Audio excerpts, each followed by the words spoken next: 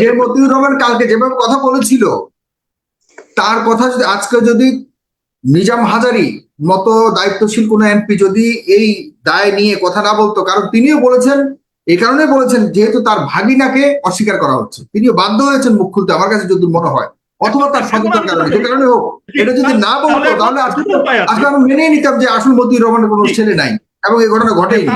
এই যে এখন যে দুর্নীতির যে বিষয়গুলো আসছে এবং সরকার যদি এটাতে জিরো টলারেন্স থাকে, এবং যে প্রশ্নটি আপনি আমাকে করলেন যে সরকারি ব্যবস্থা গ্রহণ করবেন কিনা, আমার প্রশ্ন হচ্ছে সরকারকে, সরকার তো পরিচালক মাত্র, জনগণ যদি এই যে আজকে আমরা যদি সকল মিলেই জনগণ তো সরকারকে করেছে, জনগণ তো সরকারকে অলরেডি সরকার বানিয়েছে এবং সরকারও বিভিন্ন ধরনের ডিপার্টমেন্ট তৈরি করেছে এই বিষয়গুলিকে মনিটর করবার জন্য, দেখভাল করার জন্য।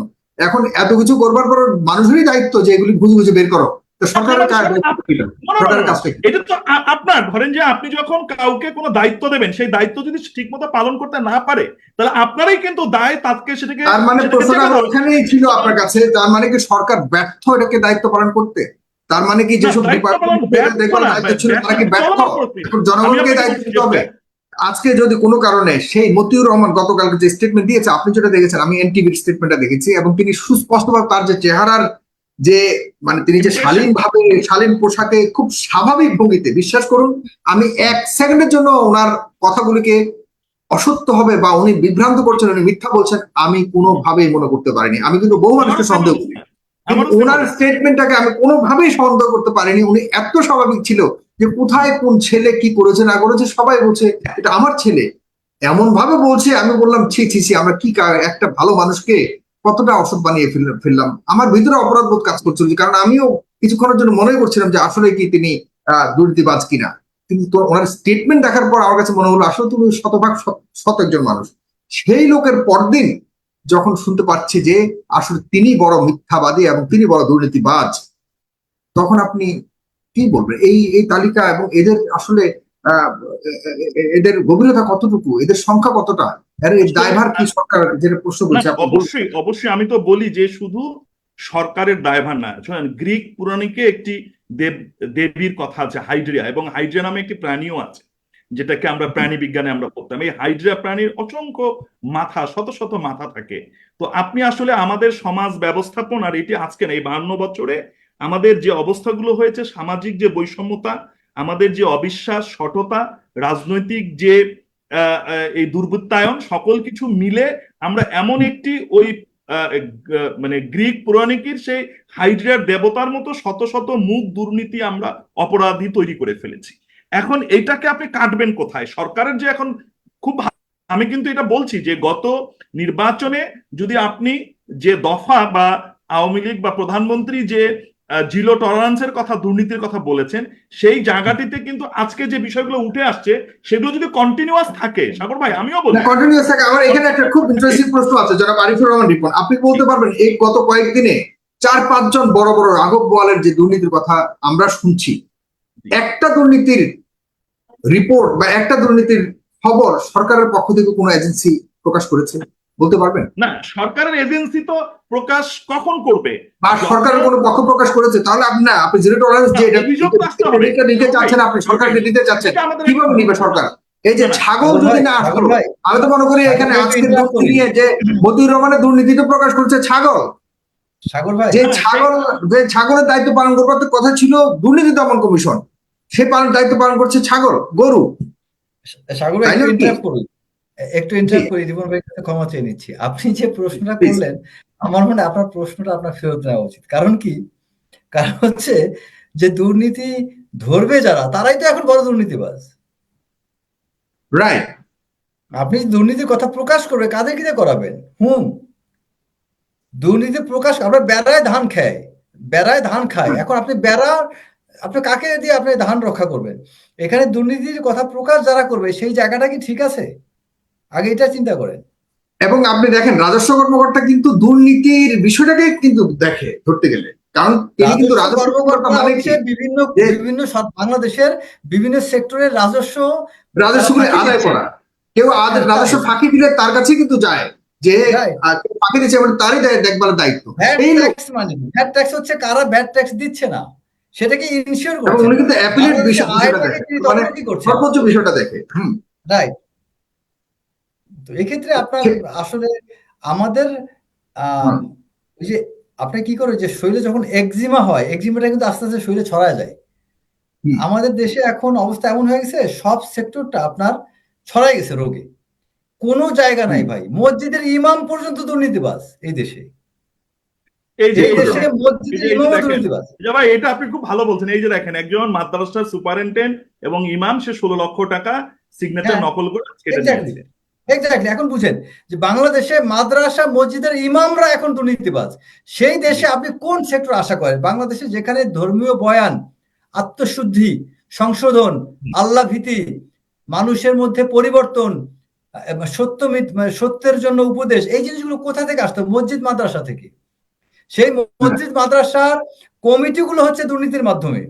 সেই মসজিদ মাদ্রাসা ইমামরা হচ্ছে দুর্নীতির মাধ্যমে। সেই ইমামরা দুর্নীতির সাথে জড়িত। সেখানে বাংলাদেশে কোনো সেক্টর এখন ঠিক নাই ভাই, কোনো সেক্টর। বাংলাদেশে সমাজ গড়ার কারিগর শিক্ষক, শিক্ষকরা দুর্নীতিগ্রস্ত, মসজিদে জি, ইমাম দুর্নীতিগ্রস্ত, হ্যাঁ, ওটা বিশ্ববিদ্যালয়ের খুব শিক্ষকরা গুরুত্বপূর্ণ কথা দুর্নীতিগ্রস্ত। বলেছেন, খুবই কোথায় ভালো আছে? গুরুত্বপূর্ণ কথা আমরা এখানে বলবো। তবে আমি এর আগে একটু ফিনিশ করতে চাই, যারা আরিফুর রহমান রিপন, আপনি বলছিলেন যে সরকার এভাবে যদি কন্টিনিউ করে তাহলে একটা না একটা ব্যবস্থা সরকার নিবে এবং এটার একটা খুব ভালো এন্ড আমরা দেখতে পাবো। কিন্তু আমার প্রশ্ন ছিল যে সরকারের পক্ষ থেকে এই পর্যন্ত কোনো দুর্নীতির খবর কি বের করতে পেরেছে আপনার কাছে মনে হয়? এবং সরকার যারা কোনো না কোনো ভাবে ছাগল, গরু এবং অন্যান্য মাধ্যমে যে খবরগুলো বেরিয়েছে তাদের বিরুদ্ধে কি সরকার সঠিক যথাযথ ব্যবস্থা নেবে বলে কি আপনি মনে করেন? স্বরাষ্ট্রমন্ত্রীর আজকের স্টেটমেন্ট যদি দেখি আমি, যেটা আপনাকে বললাম, এবার বলে শেষ আমি করেন, আপনাকে দর্শক বলছি আপনাদেরকে যে, যুক্ত করছি এখন। হ্যাঁ জি সাগর ভাই, একটা জিনিস আপনি মনে রাখবেন যে জনগণের চেয়ে বেশি শক্তিশালী কিন্তু আর কেউ নেই। এই জায়গাটিতে আমাদের কাজ করতে হবে। সেটি কি হলো যে রাজনৈতিক যে দলগুলোর যে অপরাধীর যে পরিচয়, এবং তাকে যদি অপরাধী হিসাবে চিহ্নিত করতেও যদি আমরা শেখাই, আমরা যারা কথা বলছি, এই যে সোশ্যাল মিডিয়াতে আমরা কথা বলছি, কেন কথা বলছি? যে 10টা মানুষ হলেও এটি শুনবে, এবং এই 10টা মানুষ তার নিজের প্রতি একটি প্রতিরোধমূলক ব্যবস্থা গ্রহণের জন্য তার মননে কিছু জাগ্রত হবে। সেই জায়গাটি আমাদের কি করা উচিত?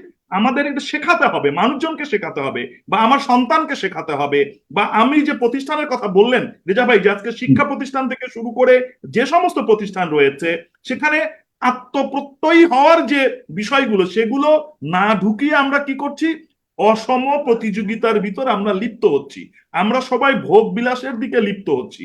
সেই জায়গাটায় মানুষের প্রতি যে দায়বদ্ধতার যে জায়গাগুলো আছে, এবং ধর্মীয় আরেকটি খুব মজার বিষয় যেটি হচ্ছে যে আমরা এই অপরাধটা কিন্তু সমাজের নীতি বহির্ভূত কাজকে বলছি।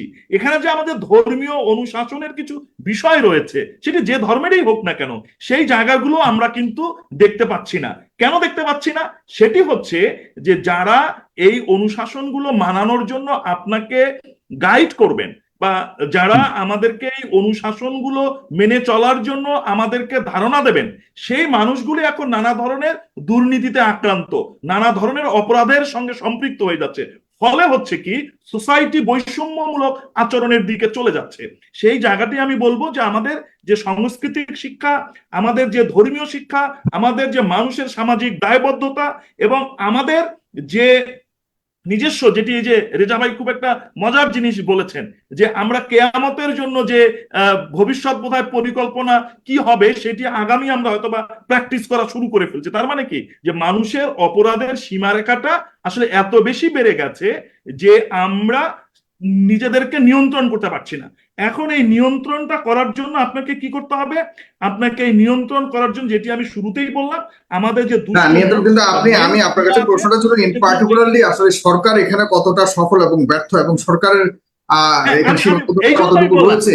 যে যখন সরকার, সরকারকে সরকার বলা কি হচ্ছে আসলে ভাই? বলা হচ্ছে যারা আজকে দুর্নীতি করছে তারা কোনো না কোনো ভাবে সরকারের কে সুবিধা দিয়েছে এবং সরকারের সুবিধা দেওয়ার মাধ্যমে তারা বড় বড় সুবিধা নিয়েছে। এই জায়গায় এইটা যখন আসলে সরকার শুনেন, তাদের একটা বড় আমি সম্পর্ক আমি আমরা আমি দেখতে পাই আপনাকে মানুষের বলি মধ্যে। জি, যে সেখানে সেটি সরকার হচ্ছে যে কতটা যদি সফল হবে বলবেন এখানে পরে হ্যাঁ, শেষ আমি করুন। আমি বলি যে সকল সকল সরকারের আমলেই, বা সকল সরকার পরিচালনার ক্ষেত্রেই, সেটি সরকারি হোক বা বেসরকারি হোক, সব জায়গাতেই মানুষ তার নিজের কিছু সুবিধাদি গ্রহণ করে, এটি অস্বীকার করার কিছু নাই। সেটি কম বা বেশি, যে জায়গাটিতে আমাদেরকে আসতে হবে সেটি হচ্ছে যে এই যে এখন যে দুর্নীতির যে বিষয়গুলো আসছে এবং সরকার যদি এটাতে জিরো টলারেন্স থাকে, এবং যে প্রশ্নটি আপনি আমাকে করলেন যে সরকারি ব্যবস্থা গ্রহণ করবেন কিনা, আমার প্রশ্ন হচ্ছে সরকারকে, সরকার তো পরিচালক মাত্র, জনগণ যদি এই যে আজকে আমরা যদি সকল মিলে জনগণ তো সরকারকে করেছে, জনগণ তো সরকারকে অলরেডি সরকার বানিয়েছে এবং সরকারও বিভিন্ন ধরনের ডিপার্টমেন্ট তৈরি করেছে এই বিষয়গুলিকে মনিটর করবার জন্য, দেখভাল করার জন্য। এখন এত কিছু করবার পর মানুষেরই দায়িত্ব যে এগুলি খুঁজে খুঁজে বের করো। তো সরকারের কাজ, সরকারের কাজটা এটা তো আপনার, ধরেন যে আপনি যখন কাউকে কোনো দায়িত্ব দেবেন, সেই দায়িত্ব যদি ঠিক মতো পালন করতে না পারে, তাহলে আপনারাই কিন্তু দায় তাকে সেটাকে। তার মানে প্রশ্নটা ওখানেই ছিল আপনার কাছে, তার মানে কি সরকার ব্যর্থ এটাকে দায়িত্ব পালন করতে? তার মানে কি যেসব ডিপার্টমেন্ট দেখবার দায়িত্ব ছিল তারা কি ব্যর্থ? এখন জনগণকে দায়িত্ব দিতে হবে।